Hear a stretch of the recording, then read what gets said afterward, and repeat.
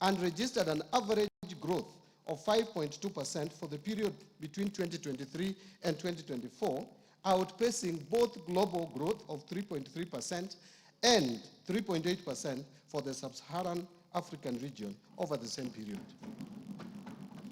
Other macroeconomic fundamentals such as inflation and exchange rates have strongly rebounded and are projected to remain stable.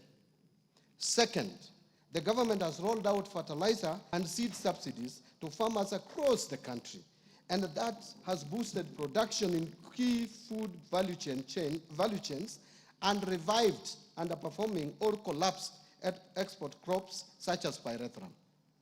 Since February 2024, Mr. Speaker, a total of 6.5 million registered farmers have benefited from the fertilizer subsidy program.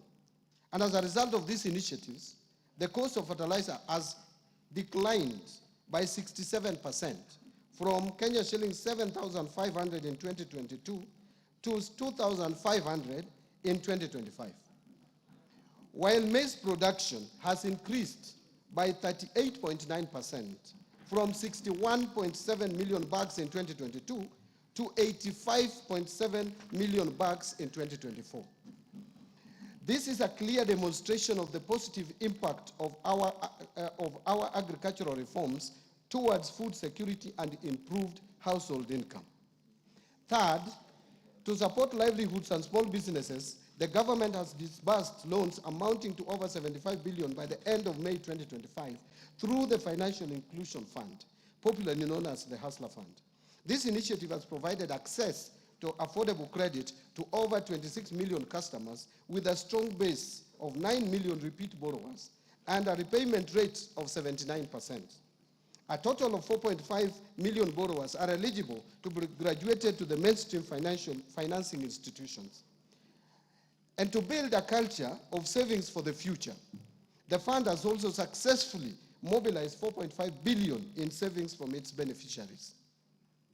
Fourth, to enhance the attainment of universal health coverage, the government has expanded social health insurance.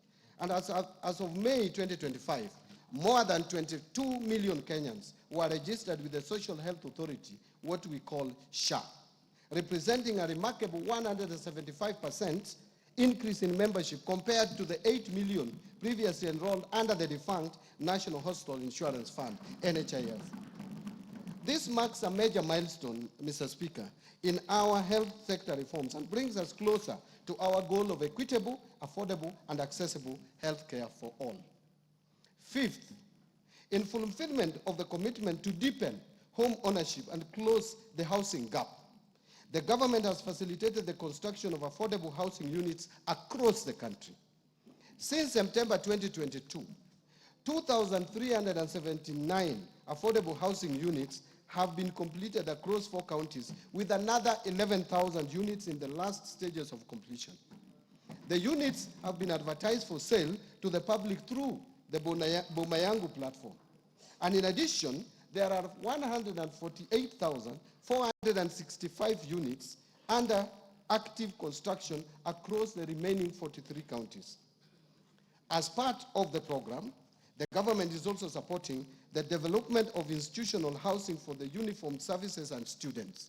Mr. Speaker and honorable members, these efforts have created over 250,000 direct and indirect jobs for Kenyans. In addition, over 11 billion has been ring-fenced for Juakali and MSMEs to support local fabrication of steel doors, windows, and other construction materials. Sixth, to drive digital transformation and inclusion, the government has expanded last-mile fiber optic connectivity to 13,590 kilometers in 2025, up from 8,000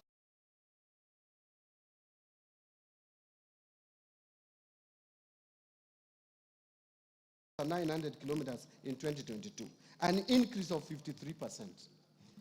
2, established 285 digital hubs across the country, and also increased the number of digitized government services from 350 in 2022 to 20,985 in 2025 through integration with the e-citizen and mobile platforms, ensuring seamless access for all Kenyans. Seventh, to promote access to reliable and competitive energy, the government has expanded energy generation by installing an additional 167 megawatts of electricity from 3,076 megawatts in 2022 to 3,243 megawatts in 2025. This has enabled connection of 932,839 more customers to electricity. The system peak has increased from 2,149 megawatts of electricity in July 2022 to 2,316 megawatts of electricity in February 2025. The total number of customers connected to electricity has increased to 10 million in 2025 from 8.9 million in 2022. Eighth, to boost education and training outcomes in the country as a tool of creating equality in the society, the government has invested significant resources and implemented radical changes in the education sector. And these include resolving the uncertainty around the competency-based curriculum, CBC, launching of the Kenya Education Management Information System to consolidate all existing student registers from early childhood development to institutions of higher learning into a single centralized database. And three, rolling out of a new student-focused higher education focusing model with special emphasis for students from vulnerable families. Additionally, in order to improve the teacher-student ratio, the government has recruited 76,000 teachers, including junior secondary school teachers. Ninth, to enhance domestic and regional connectivity, boost rural productivity, improve urban informal settlements, and reduce urban congestion, this government has constructed an additional 1,574 kilometers of roads and 129 bridges from 2022 to April 30th, 2025. Further, the government has rehabilitated an additional 212 kilometers of roads and periodically maintains 126,177 kilometers of roads. 10, the government has also made significant progress in expanding social protection through the Inua Jamii Cash Transfer Program. From 2022 to 2025, the number of households with orphans and vulnerable children receiving support has increased by 65% to 428,421. Additionally, persons living with disabilities registered for support grew by 34% to 59,637.